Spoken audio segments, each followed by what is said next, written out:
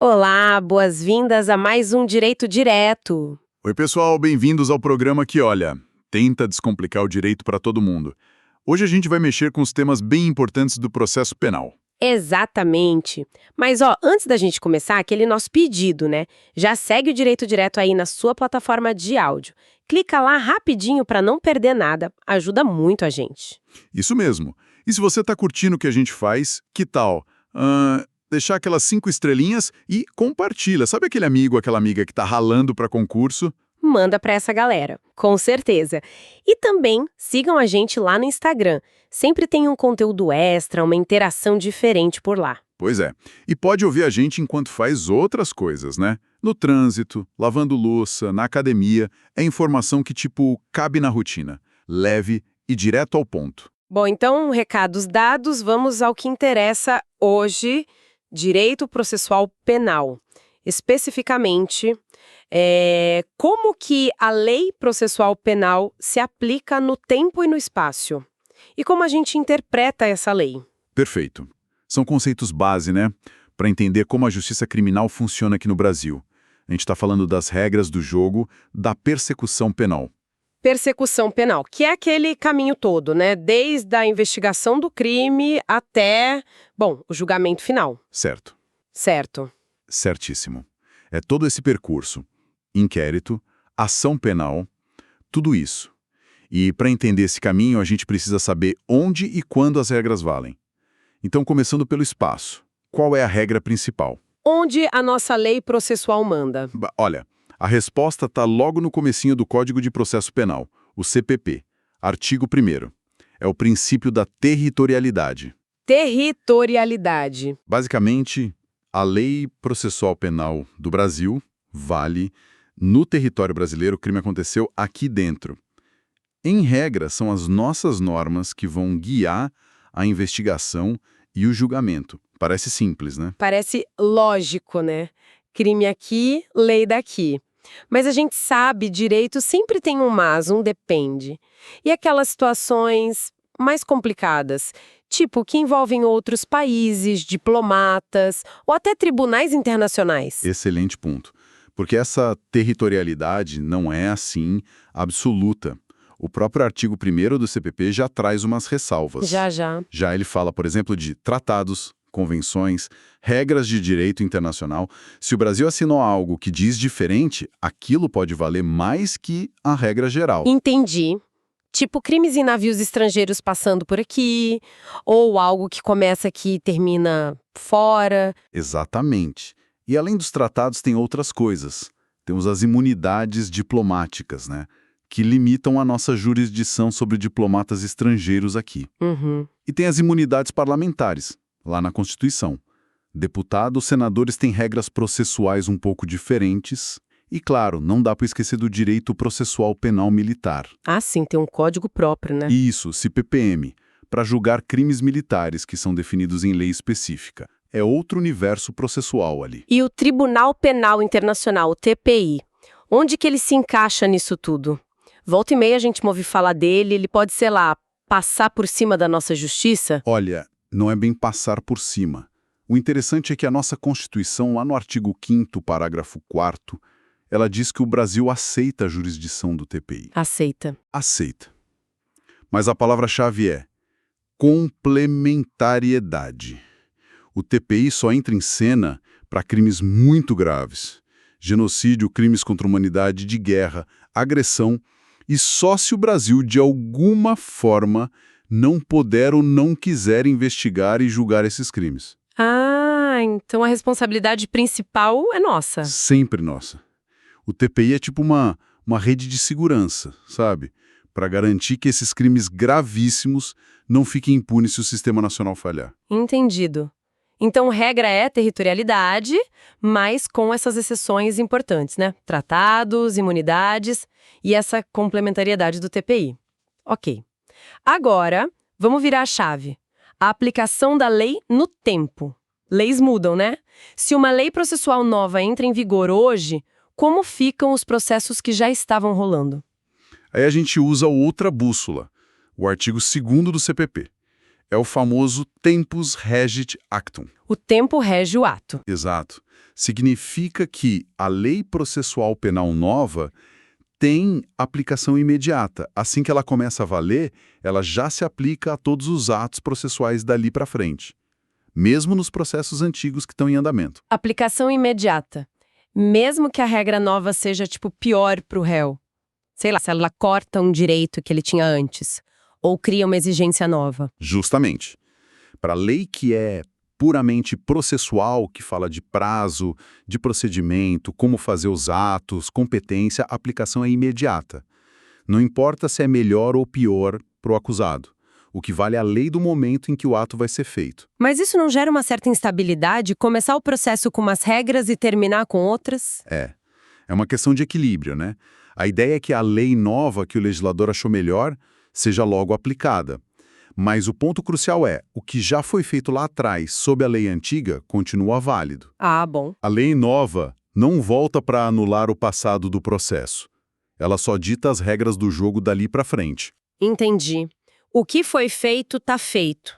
Mas aí a coisa começa a complicar um pouquinho, né? Lembro das aulas sobre as tais leis híbridas ou mistas, aquelas que têm um pé no direito penal e outro no processual. Ah, sim.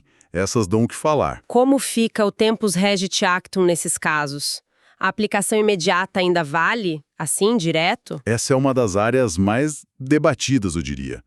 Quando a lei é mista, com conteúdo penal e processual, a gente não pode olhar só o artigo 2º do CPP isoladamente. Tem que combinar com a Constituição. A Constituição. Qual parte? Aquela garantia do artigo 5º, inciso XL, a lei penal não retroage, salvo para beneficiar o réu. E retroatividade da lei penal mais grave. E como essa combinação funciona na prática? O que manda mais? O que manda é a natureza material, a parte penal da norma. Se essa parte penal da lei híbrida for benéfica para o réu. Cria uma chance de acordo, facilita a progressão de regime. Isso. Aí sim, essa lei mista como um todo pode retroagir. Ela volta no tempo para alcançar fatos que aconteceram antes dela existir para beneficiar o réu. A parte processual dela meio que pega carona nessa retroatividade boa da parte penal. Certo. E se a parte penal for ruim para o réu? Se a lei nova piora a situação dele? Aí não. A garantia constitucional barra. A lei híbrida que prejudica penalmente não pode voltar no tempo, não pode alcançar fatos antigos. E, por tabela, a parte processual dela também não vai se aplicar a esses fatos passados. Ela só vale para os fatos que acontecerem depois que ela entrar em vigor. A dificuldade, claro, é separar na prática o que é só processual do que tem efeito penal direto na lei mista. Isso dá muita discussão. Imagino. Essa classificação deve ser um desafio constante nos tribunais. E para fechar essa parte do tempo, e os recursos? Pensa assim, saiu a sentença hoje. Começa a contar o prazo para eu recorrer. Só que no meio desse prazo, a lei que fala sobre aquele recurso específico muda. Qual lei vai valer? A antiga ou a nova? Boa questão. A jurisprudência, o que os tribunais superiores decidiram sobre isso, é bem firme. Para recurso, a lei que vale é a que estava em vigor na data em que a decisão que você quer atacar foi publicada, ou na data em que você foi intimado dela. Ah, então é a lei do momento em que nasce o direito de recorrer. Perfeito. É nesse momento que o direito surge e as regras para exercer esse direito ficam definidas. Mesmo que a lei mude depois, dentro do prazo, as regras de como recorrer, os requisitos, tudo isso vai ser pela lei antiga, a do tempo da decisão. Ótimo, bem claro. Então mapeamos espaço e tempo. Agora outro pilar, a interpretação da lei processual penal. Porque uma coisa é ler o texto, outra é entender o que ele realmente significa, né? A norma. Como a gente faz isso no processo penal? Exatamente. O texto é só a casca, digamos. A norma é o miolo, o sentido que a gente tira dali. E a interpretação é esse processo. No processo penal tem algumas técnicas que são mais usadas, sempre olhando para os princípios da Constituição, claro. Quais seriam as principais técnicas que a gente precisa conhecer? Bom, podemos destacar algumas. Primeiro, a interpretação extensiva. Extensiva? Isso. Acontece quando a gente percebe que o legislador, na hora de escrever, usou palavras meio restritas demais. Disse menos do que ele queria dizer com a norma. Aí o intérprete vai lá e amplia um pouco o sentido literal das palavras, para incluir situações que, pela lógica da lei, deveriam estar ali. Entendi. Amplia o alcance do texto, mas sem sair da intenção original da norma. E a famosa analogia. Essa sempre causa uma confusãozinha. A analogia é diferente. Ela não é bem interpretar uma lei que existe, mas sim tampar um buraco, preencher uma lacuna na lei. Como assim um buraco? Quando simplesmente não tem lei nenhuma para resolver um caso específico que apareceu, um vazio legal. Aí o juiz pode buscar uma lei que regula um caso parecido, semelhante, análogo, e aplicar essa lei no caso que não tinha previsão. O artigo 3º do CPP até fala disso, permite usar a analogia. Mas pode usar analogia de qualquer jeito no processo penal? Tem limite? Tem, e é um limite importantíssimo, por causa do princípio da legalidade, né? No direito penal e processual penal, a analogia só pode ser usada se for para beneficiar o réu. É a chamada analogia in bonum partem. Ah, só para ajudar. Só para ajudar. É absolutamente proibido usar analogia para criar crime que não existe, para aumentar a pena, para restringir direito, para piorar a situação do acusado de qualquer forma. Isso seria a analogia in malum partem, e não pode de jeito nenhum. Seria criar lei ruim onde não tem, né? Entendi. Analogia só para o bem. Mas e a tal da interpretação analógica? Lembro de ter ouvido esse termo também. É a mesma coisa que analogia, só com outro nome? Não, não. São coisas diferentes, apesar dos nomes parecidos enganarem mesmo. A interpretação analógica rola quando a própria lei já dá uma pista. Como assim? A lei regula uma situação, dá uma lista de exemplos, e aí, no final, ela usa uma expressão mais aberta, tipo, ou outros casos semelhantes, ou hipóteses análogas, dentre outras providências, sabe? Uhum. Aqui, o intérprete não está buscando uma lei fora para tampar um buraco. Ele está usando a própria lei e aplicando ela para casos que são parecidos com os exemplos que ela mesma deu. Ah, então na interpretação analógica, a própria lei meio que diz, olha, se aparecer algo parecido com esses exemplos aqui, pode aplicar também. Exatamente. A lei dá uns exemplos, fórmula casuística, e uma abertura geral, fórmula genérica.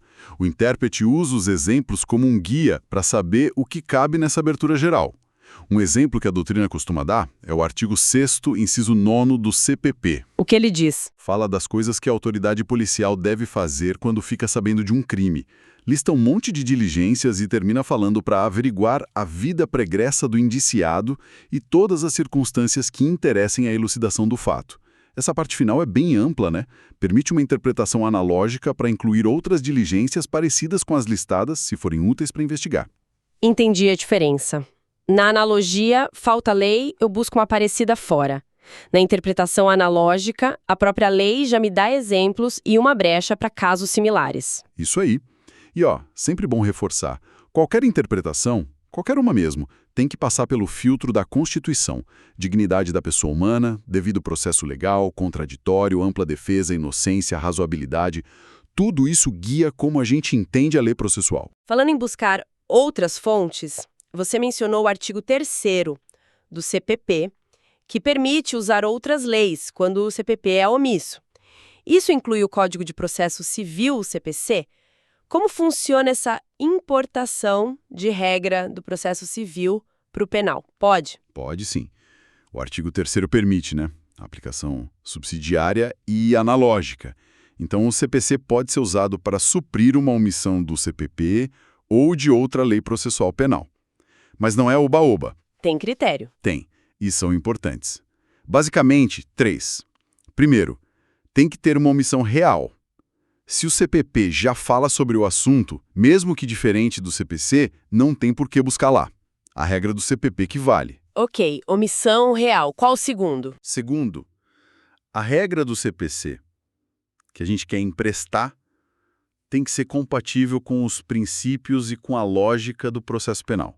O processo penal tem suas próprias características, né? Busca da verdade, indisponibilidade da ação pública, a liberdade do réu tem um peso enorme. Tem regra do CPC que simplesmente não combina com isso. E o terceiro? Terceiro, mesmo que tenha omissão e seja compatível, a aplicação é subsidiária. Ou seja, ela vem para complementar, para ajudar onde falta regra, e não para mudar a essência do processo penal. Consegue dar um exemplo prático disso?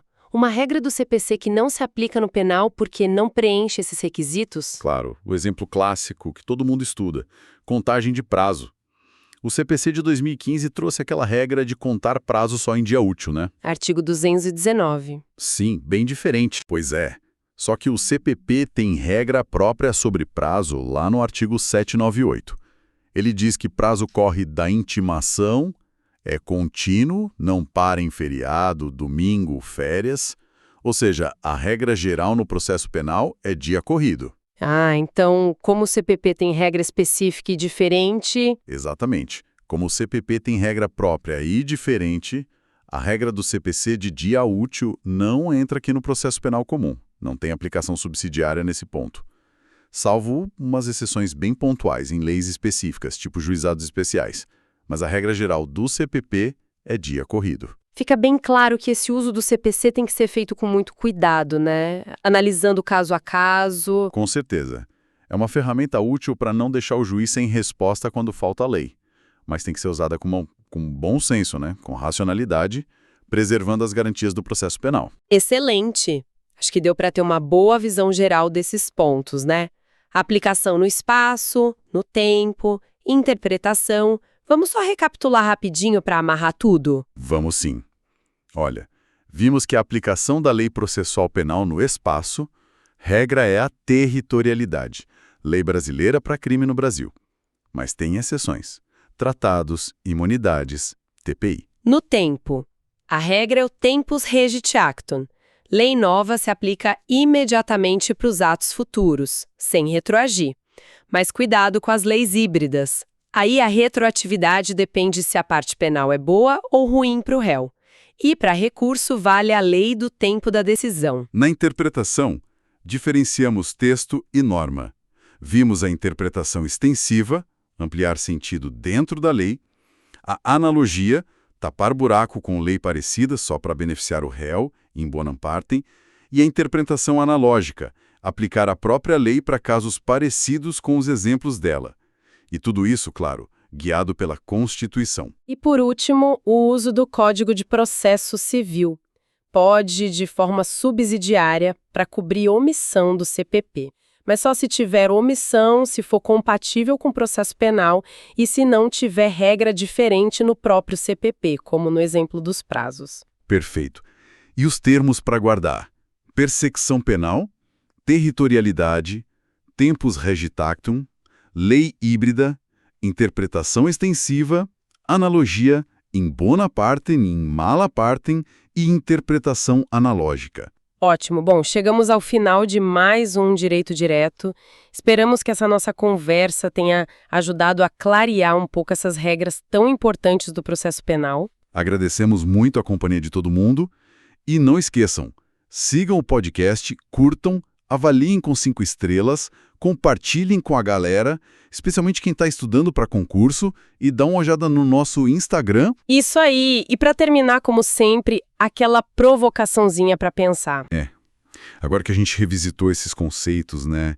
Quando, onde e como a lei processual penal se aplica e como a gente interpreta ela. Será que isso muda o jeito de olhar para uma notícia sobre uma lei nova que saiu? Ou uma decisão importante do STJ, do STF? Será que a gente consegue ir além do que a lei ou a decisão diz e começar a pensar no como ela vai funcionar na prática, quando ela começa a valer, para quais casos, onde ela se aplica? Fica aí a reflexão sobre entender as regras do jogo, não só o placar final. Excelente ponto para a gente pensar. Muito obrigada pela audiência e até o próximo episódio do Direito Direto. Até lá, pessoal.